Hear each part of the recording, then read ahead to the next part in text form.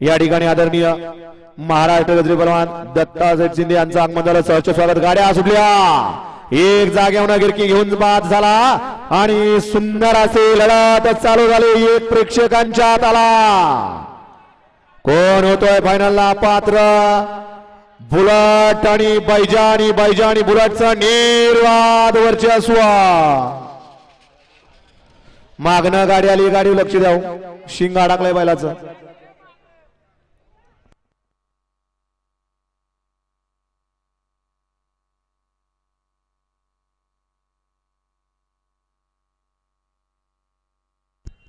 गाड्या सोडणारे बाहेर न्या. माग सेमी 6 वळलाय.